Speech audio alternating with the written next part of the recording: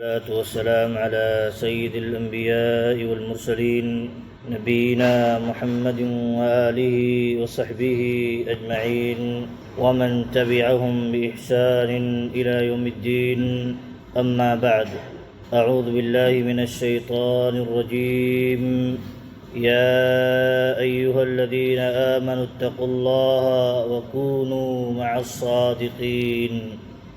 اے ایمان والو، اللہ سے ڈرو اور سچوں کے ساتھ رہو.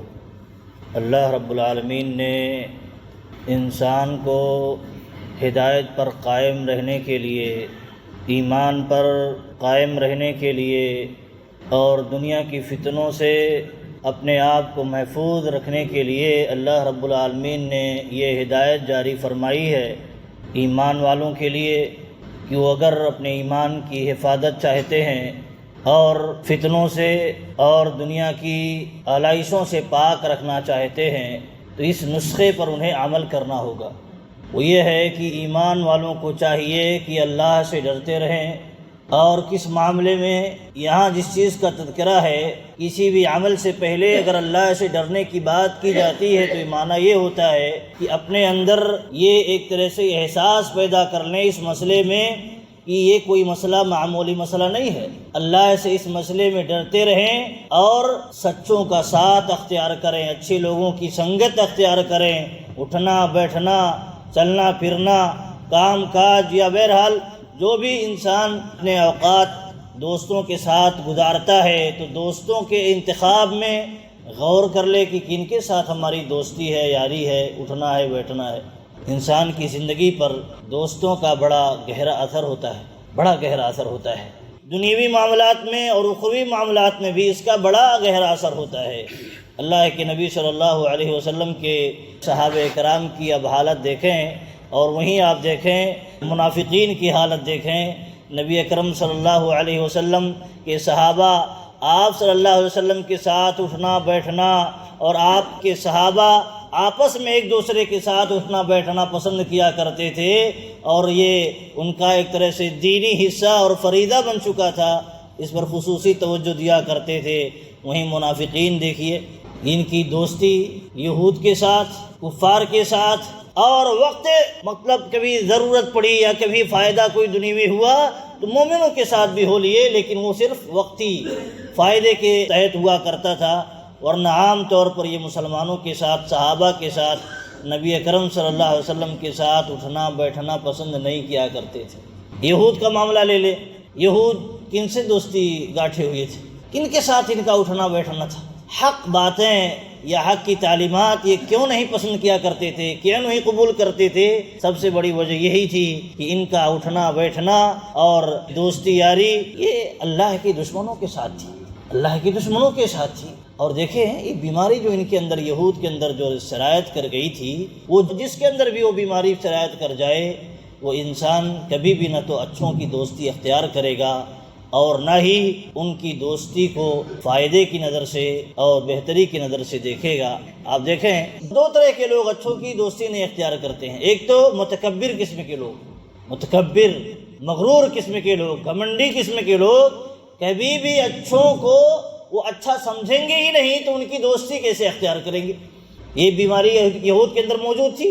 اور دوسری بیماری یہ ہے کہ انسان شر پسند ہو، اس کا نظریہ، اس کا عقیدہ، اس کی سوچ شر پسندانہ ہو، اس کے رگ رگ میں شر بس گیا ہو، اس کے علاوہ وہ کچھ سوچ ہی نہیں سکتا، تو اچھوں کی وہ دوستی کبھی نہیں اختیار کرے گا، کیونکہ اچھے اس کے مشن میں کام نہیں آنے والے، برے کام آنے والے ہیں، اس لیے وہ بروں کی دوستی اختیار کرتا ہے. تو یہ ہمیں اپنے آپ کے اندر بھی ٹٹول لینا چاہیے کہ کہیں یہ بیماری ہمارے اندر تو موجود نہیں ہے، کیونکہ یہ بیماری اگر موجود ہو تو انسان کسی بھی صورت میں نہ تو اچھوں کی دوستی اختیار کرے گا اور نہ سچائی کو تسلیم کرے گا. تو اللہ رب العالمین نے یہاں حکم دیا ہے، اے مومنو اللہ سے ڈرو، اللہ سے ڈرو اور سچوں کا ساتھ اختیار کرو. فائدہ کیا ہوتا ہے سچوں کا ساتھ اختیار کرنے کا؟ 3 لوگ صحابہ میں سے پیچھے رہ گئے تھے، یہ اسی سلسلے میں آیت نازل ہوئی ہے. غزوہ تبوک کے موقع پر 3 صحابہ کرام، جیسے بہت سارے منافقین نہیں گئے اس بہانے سے کہ یہ سفر تو بڑا لمبا سفر ہے، مشقتوں بھرا سفر ہے اور ایک بڑی فوج سے، بڑی قوم سے مقابلہ ہے اس جنگ میں، اس لیے بہانے بنا کر کے پیچھے رہنے کا جواز فراہم کر لیا۔ لیکن صحابہ کرام میں سے بعد 3 صحابہ پیچھے رہ گئے تھے، لیکن اللہ رب العالمین نے اچھوں کے ساتھ، سچوں کے ساتھ ان کی صحبت جو تھی اس کی بنیاد پر اللہ رب العالمین نے انہیں معاف فرما دیا، جبکہ وہیں منافقین تھے، اللہ نے ان کے گناہوں کو معاف نہیں فرمایا، کیونکہ وہ تو معافی چاہتے ہی نہیں، نہ تو سچائی کے طلبگار ہیں، نہ سچوں کا ساتھ اختیار کیے ہوئے ہیں کہ وہ اس ماحول میں رہ کر کے ماحول کا اثر ان کے دل و دماغ پر چھا جائے۔ اور آپ دیکھیں ایک بات یہاں اہم ہے کہ اللہ کے نبی صلی اللہ علیہ وسلم نے دیکھے معیار بیان فرمایا ہے، کہا الرجل علی دین خلیلہ، آدمی اپنے دوست کے دین پر ہوتا ہے، سوچ اور فکر پر ہوتا ہے، عقیدے پر ہوتا ہے، دین پر ہوتا ہے، فرمایا نبی اکرم صلی اللہ علیہ وسلم نے۔ تو کہا دیکھ لے بندہ کس آدمی سے دوستی کر رہا ہے، فَلْيَنْظُرْ أَحَدُكُمْ مَن يُخَالِلْ، دیکھ لے کہ بندہ غور کر لینا چاہیے، کیونکہ اس کا بڑا گہرا اثر انسان کے زندگی پر ہوتا ہے، انسان کے دین پر ہوتا ہے، چال ڈھال پر ہوتا ہے، فکر پر اور سوچ پر بھی ہوتا ہے۔ تو انسان کو غور کر لینا چاہیے ہماری دوستی کس سے ہے، اور غلط سنگت اچھوں کو بگاڑ کر کے رکھ دیتی ہے، اور اچھی صحبت برے سے برے انسان کو بنا کر کے سنوار کر کے رکھ دیتی ہے۔ لیکن جب انسان قدر کرتا ہے تب، اور ایک صورت یہ ہے دوستی کی، ہم اور آپ جسے نہیں سمجھتے ہیں، نظر انداز کرتے ہیں، آج زیادہ یہ سلسلہ دوستی کا جاری ہے۔ دوستی کس کے ساتھ؟ موبائل کے ساتھ، سوشل میڈیا کے ساتھ، اور سوشل میڈیا میں جڑے افراد کے ساتھ، سوشل میڈیا میں پیش کیے جانے والے مواد کے ساتھ آج دوستی یہاں زیادہ ہے بنسبت جو ریئل زندگی کی جو دوستی ہے یا لگاؤ ہے، تعلق ہے، یہ بنسبت آج اس کے کم ہے، اور اس کا فتنہ بہت زیادہ ہے۔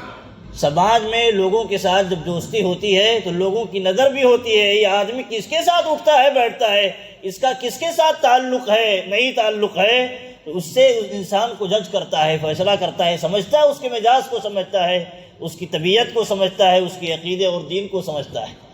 لیکن آج سماج میں نہیں بیٹھ رہا ہے انسان، کس کے ساتھ بیٹھ رہا ہے؟ سوشل میڈیا کے ساتھ، موبائل کے ساتھ، اخبارات، ٹیلی ویژن، اس کے ساتھ بیٹھ رہا ہے۔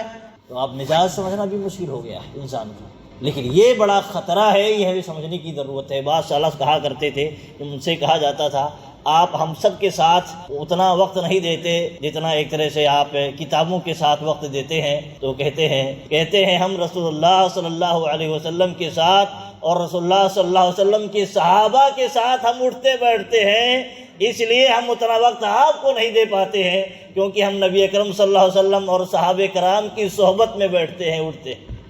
اور علماء کہتے ہیں اہل الحدیث جو ہوتا ہے قرآن و حدیث کا پڑھنے والا جو ہوتا ہے، وہ دراصل نبی اکرم صلی اللہ علیہ وسلم اور صحابہ کی صحبت میں زندگی گزار رہا ہوتا ہے، اس لیے اس کی زندگی پر، اس کے طور طریقوں پر نبی اکرم صلی اللہ علیہ وسلم اور صحابہ کا اثر اور چھاپ ہوتا ہے۔ یہ دوستی کی ایک دوسری شکل ہے، آج یہ بہت زیادہ غالب ہے، ہمیں اس پر توجہ دینی چاہیے اور دیکھ لینا چاہیے کہ ہماری دوستی کیا سچے لوگوں کے ساتھ ہے، سچائی کے ساتھ ہے، یا بس ایسے ہی دنیا دارانہ یا شر پسند لوگوں کے ساتھ ہماری دوستی ہے، فضول لوگوں کے ساتھ دوستی ہے جو وقت گزاری کی قسم بن چکی ہے یا دل بہلانے کا ایک ذریعہ بن چکا ہے۔ ایسا نہیں ہونا چاہیے، وہ جراثیم جو ہوتے ہیں منتقل ہوتے رہتے ہیں۔ تو انسان کے اندر ایک دوسرے سے جو تعلق ہوتا ہے، چاہے وہ افکار کے ذریعہ تعلق ہو، چاہے وہ اٹھنا بیٹھنا ساتھ میں ہو، اس کے ذریعہ ایک دوسرے کے اندر جو جراثیم ہوتے ہیں منتقل ہوتے رہتے ہیں۔ اور ہمیں کیا کرنا چاہیے؟ اپنے دین کی حفاظت کے لیے، اپنے ایمان کی حفاظت کے لیے اللہ سے اگر ہم ڈرتے ہیں، اللہ کا ڈر ہمارے دلوں میں ہے، تو اس پر ہمیں خصوصی توجہ دینی چاہیے، ورنہ انسان کا دین اور انسان کا دنیا بھی تباہ و برباد ہو سکتا ہے۔ اللہ رب العالمین نے اس کا بڑا خصوصی حکم دیا ہے کہ اے ایمان والو، اللہ سے ڈرو اور سچوں کا ساتھ اختیار کرو۔